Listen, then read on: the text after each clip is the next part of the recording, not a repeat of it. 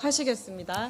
그리고 나머지 두 분께서 또 이 관련된 브리핑에 질문 질답 받겠습니다. 네, 아시다시피 전 관세, 안보에 대해서는 아는 게 없기 때문에 엔비디아 행사 중심으로 질문 주시면 감사하겠습니다. 네, 저 맨 뒤에 이데일리 김유성 기자님 질의 주십시오.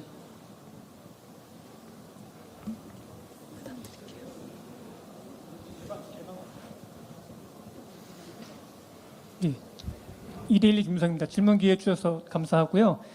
그렇게 되면은 뭐 수석님이나 아니면 비서관님이 대답하시면 되는데, 그렇게 되면은 이재명 대통령께서 예전에 말씀하셨던 한국형 엔비디아나 아니면은 또 그 전까지 나왔던 한국형 NPU에 대한 계획 이런 거는 또 어떻게 수정이 되는 건지 이거 좀 많이 궁금한데 한번 말씀해 주시면 좋을 것 같습니다.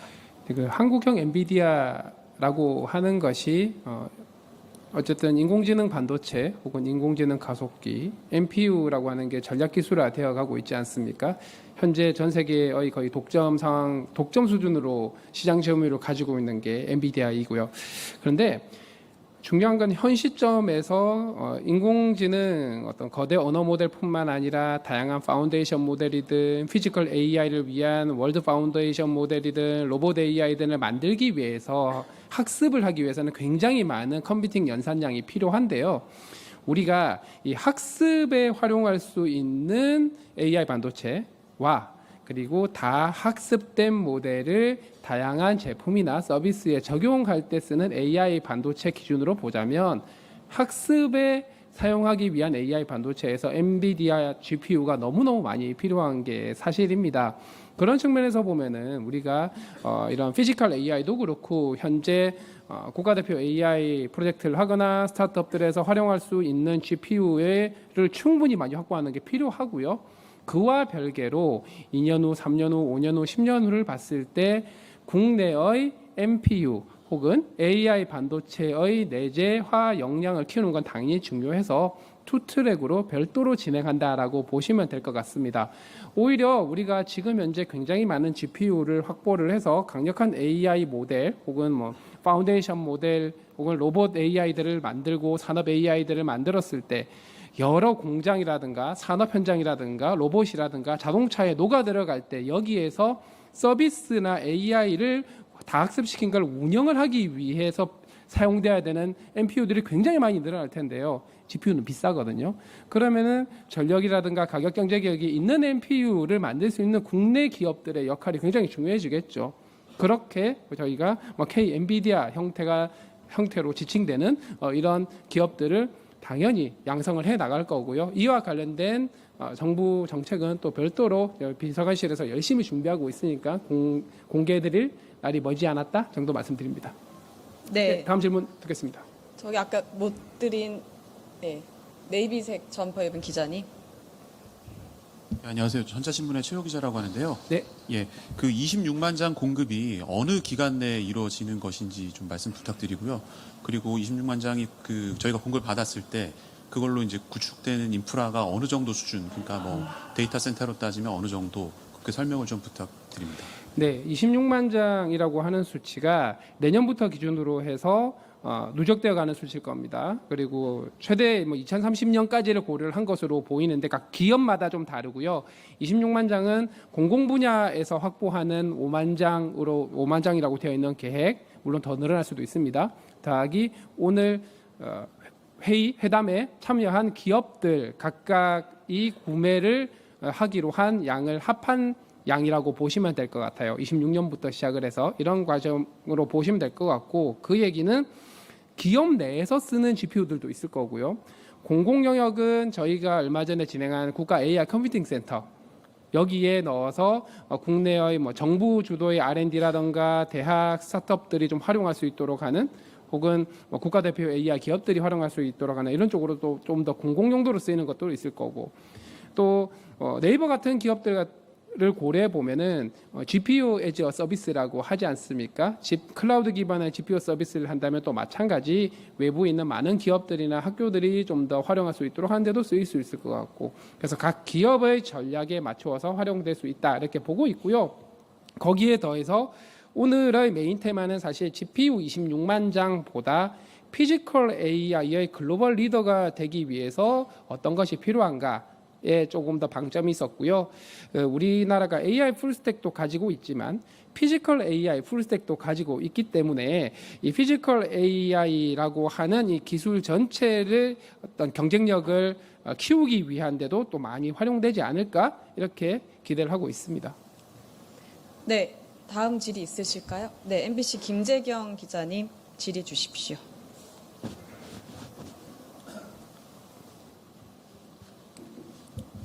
네, 고생 많으십니다. MBC 김재경 기자인데요. 근데 그 피지컬 AI 관련해서 이제 로봇이나 뭐 자동차든지 그런 제조업하고 기반이 이제 같이 되는 AI 그건 잘 이해가 됐는데 이제 궁금한 게 우리가 26만 장 GPU를 확보했잖아요. 근데 그게 그 어떤 의미로 받아들여야 되니까 그게 세계적으로 우리가 뭐 미국이나 중국이 최선두권을 달리고 있고 우리가 제조업 AI를 향해서 지금 따라 추격하고 있는 상황인데 그게 좀 GPU 26만 장 확보가 어떤 수준 세계 몇 위 확보량인지 뭐 그런 것들이 좀 궁금하거든요. 네. 네. 그러지 않아도 비공개 미팅에서 젠슨 항 대표님이 그런 말씀을 하셨어요. 미국에 2천만 장 정도가 있다라고 얘기를 했고요. 미국이 가장 많죠. 중국이 있고 그리고 나서 26만 장이 원래 들어와 있는 게 한 4만 장 정도 됩니다. 그럼 30만 장 정도 되겠죠. 다 합하면은 아마 호퍼 기준일 거예요. 호퍼 이상 기준, 호퍼 블랙엘 그 다음 버전. 전 세계 3등이다라고 합니다. 물론 거의 비슷하죠. 미국, 중국 저만큼 앞서 있고 그 다음에 3등 싸움을 막 하고 있다고 얘기를 하고 있는데 그 숫자면은 현 시점 기준으로 봤을 때는 3강이 맞고 3위권이 되고 그럼 우리는 그 GPU를 확보한 걸로 어떤 AI 모델 만드는 데서 끝나는 게 아니라 실제 산업 현장 혹은 새롭게 다가올 어떤 로봇 사회 혹은 모빌리티 같은 것들 요즘은 모빌리티도 소프트웨어 디파인드 비클이라고 해서 SDV라고 하죠. 자율주행 있고 요즘은 소프트웨어 디파인드 에브리띵이라고 얘기를 합니다. 공장이건 건설이건 조선이건 운하이건 이런 쪽에서의 핵심 원천 기술이 될 AI들을 만들어낼 수가 있겠죠. 자, 그런 측면에서 보면은 이번의 26만 장이라고 하는 추가 26만 장이라고 하는 것들이 굉장히 중요한 시드 인프라가 될 수 있다. 이렇게 보시면 되겠죠. 네, 또 질의 있으실까요? 저 뒤로 가겠습니다. SBS 비즈의 우영준 기자님 질의 주십시오. 네, 안녕하세요. SBS 비즈 우영준입니다. 그럼 이번 엔비디아 GPU 그 26만 장 확보로 예전에 수석님께서 계속 말씀하시는 그 정부가 추진하려는 공공 AI 그 LLM 추진하는데 좀 더 속도가 붙을 것으로 보이시는지 얼마나 단축시킬 수 있을 건지가 궁금합니다. 네, 26만 장이라고 하는 게 민간 기업에서 구매하는 것들도 포함이 돼 있다고 말씀을 드렸고요. 최대한 이렇게 협조해주기로 한 게 이게 공급이 좀 아주 녹록지는 않지 않습니까? 예전보다는 좋아졌다고 하더라도 공공 분야에서 5만 장을 최대한 빠르게 하는데 적극 지원을 하기로 했고 그렇다고 한다면 저희 국가 AI 컴퓨팅 센터에서 제공하는 대량의 GPU 그걸 활용을 해서 국가대표 AI 기업들이나 스타트업들이 혁신적인 인공지능을 만들어내서 소버린 AI 중에 원천 기술이나 응용 기술을 만드는 데서의 어떤 가속화는 충분히 기대를 할 수 있겠죠. 네.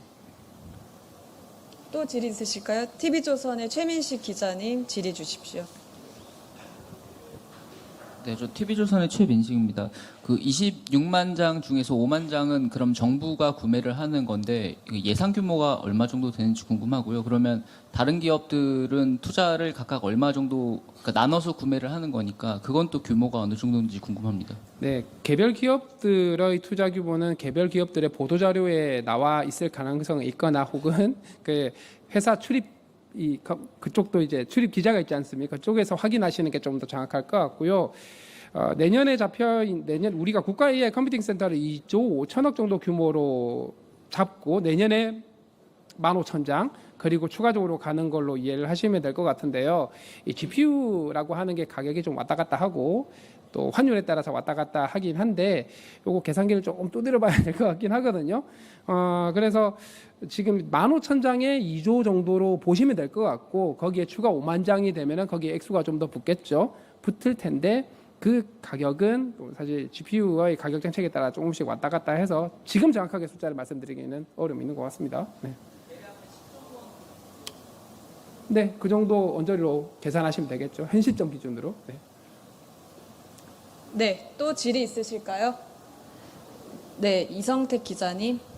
예, 한국일보 이성택입니다. 지난번에 그 올트먼 그 대표와 대통령님 면담할 때 이제 금산분리 얘기도 대통령님께서 금산분리 완화 얘기하셨었는데 오늘 그 젠슨 황 대표나 국내 기업 참석자들이 대통령님께 이제 규제 완화나 지원이 좀 필요하다라는 건의가 있었는지 혹시 있었다면은 대통령님이 구체적으로 좀 어떻게 하겠다라는 말씀이 있으셨는지 궁금합니다.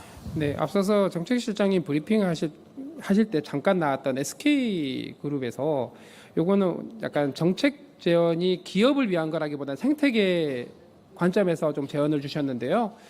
SK그룹이 뭐 하이닉스도 있고 관련된 공장들이 되게 많죠. 이 공장들이나 산업의 최적화를 위해서 디지털 트윈 기반의 제조 AI 플랫폼을 개발을 할 텐데 이렇게 개발된 플랫폼을 SK만 사용하는 게 아니고 국내에 있는 많은 제조 AI 관련된 스타트업들의 얼라이언스를 만들어서 거기에 개방을 하겠다라고 얘기를 했습니다.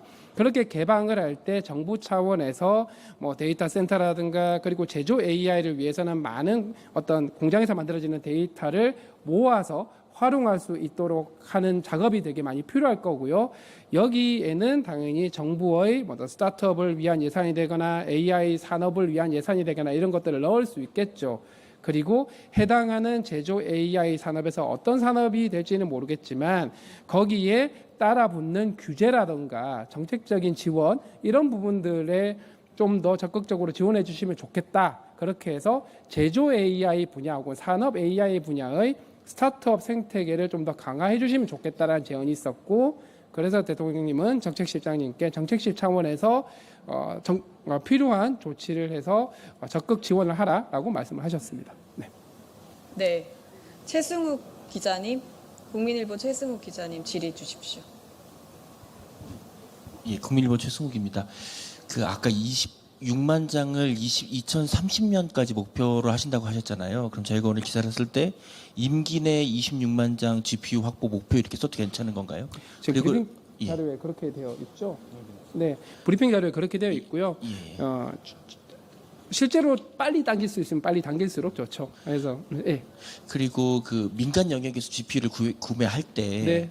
그 양도 많고 돈도 굉장히 많아질 텐데 어떤 세제 지원이라든지 이런 국가적인 지원 같은 것이 또 있는지도 궁금합니다. 네, 이런 인공지능 컴퓨팅 인프라에 투자하는 게 우리가 소위 말하는 캐펙스 투자라고 얘기를 하지 않습니까? 실제로 부담이 꽤 많이 됩니다. 그래서 이런 투자를 할 때 있어서 전략기술이니까 어떤 형태의 정부 지원이 가능한지를 내부적으로 조금 방법을 좀 찾고 있고요.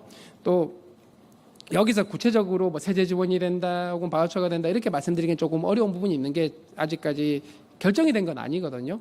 하지만 어쨌든 우리가 전략적으로 육성을 해야 하는 산업이다 보니까 좀 고민을 해서 별도로 공개를 할 수 있도록 하겠습니다. 네, 또 있을까요? 네, AI에 대한 저희 관심 임철영 기자님. 매우 아시아경제 환영하고요. 임철영 기자. 좀 제가 이해가 안 되는 부분이 있어서 좀 네. 쉽게 이해를 구하려고 질문드리겠습니다. 그 현재 오늘까지 해서 그 AI 산업과 관련해서 투자, 소프트웨어, 하드웨어 이렇게 해서 3개 축이 완성됐다 이런 의미를 부여해도 되는지 일단 여쭙고요. 그게 아니라면 추가로 필요한 영역이 앞으로 무엇인지 좀 말씀 부탁드립니다. 두 번째는 지난번에 오픈 AI가 왔을 때도 조인트 벤처 이야기가 나왔는데 지금 그러면은 투자 소프트웨어, 하드웨어 각각에 대한 조인트 벤처가 생기게 될 것 같은데 각각의 조인트 벤처 간의 어떤 연계되는 어떤 방식이나 이런 부분들은 앞으로 어떻게 구상하고 계시는지 궁금합니다. 네, 사실 AI판은 하드웨어와 소프트웨어와 투자가 따로 놀지를 못하지 않습니까? 당장 인공지능이라고 하는 게 만들려고 하면은 GPU가 됐든 APU가 됐든 하드웨어가 반드시 있어야 되고 충분히 많이 있어야 되고 그 하드웨어로 AI를 다 만들려면 당연히 소프트웨어 영역인데 돈이 워낙 많이 들어가니 투자 같이 들어와야 되겠죠. 그래서 이런 것들이 복합적으로 착착 추진이 되어 나가고 있다고 보시면 되는데 예, 의존성이나 일의 순서란 게 있습니다. 그 첫 번째 순서가 사실은 AI 컴퓨팅 인프라를 충분히 많이 확보하는 거고요. 그런 것들이 오픈 AI의 데이터 센터 투자라든가 그 이전에 SK와 AWS의 7조 규모 데이터 센터 투자라든가 오늘의 엔비디아 GPU 26만 장 확보 이런 것들이 되는 거고요. 그 위에서 결국 국가가 각 기업 AI 기업들이 얼마만큼 경쟁력 있는 AI 모델을 만드는 데 집중을 하게 할 것인가, 그걸 하기 위해서 필요한 데이터를 제공을 한다라든가 혹은 부족한 GPU나 컴퓨팅 인프라 하드웨어를 제공한다라든가 그리고 경우에 따라서는 뭐 데이터 활용을 하려고 봤더니 여러 가지 규제들이 있을 수 있죠. 이런 것들을 풀어주는 이런 것들도 진행을 하면서 그렇게 인공지능이 만들어졌을 때 여러 산업에 적용이 돼야 되는데 그때 필요한 자금들이 있지 않겠습니까? 그런 투자들도 같이 복합적으로 진행된다라고 보시면 될 것 같고요. 두 번째 질문이 뭐였죠? 예, 조인트 벤처 같은 경우도 마찬가지인 것 같습니다. 오늘 현대자동차 그룹과 엔비디아가 30억 달러 투자를 하면서 함께 진행하기로 한 게 피지컬 AI와 관련된 뭐 연구 기업이 될지 연구 센터가 될지 뭐 이렇게 보고 있는데 그것들도 피지컬 AI니까 기본적으로 로봇이나 자동차 혹은 관련된 하드웨어들이 연기가 되고 그 위에 돌아가는 디지털 트윈 혹은 AI 소프트웨어들이 돌아가겠죠. 이런 것들이 복합적으로 진행되는 조인트 벤처 형태가 될 가능성이 높겠죠. 왜냐하면 여기에 대한 구체적인 부분은 현대자동차 쪽에다가 문의하시는 게 좋은데 어쨌든 따로 각각이 만들어져서는 불가능하고 함께 복합적으로 진행되는 구조다. 이렇게 이해를 하시면 될 것 같습니다. 네, 여기까지 하면 될 듯합니다. 지금 37분 넘어가고 네. 있습니다. 네, 그러면 여기까지 해서 오늘 그 브리핑 마치도록 하겠습니다. 네, 열렬한 관심 감사합니다. 고생하셨습니다. 고맙습니다.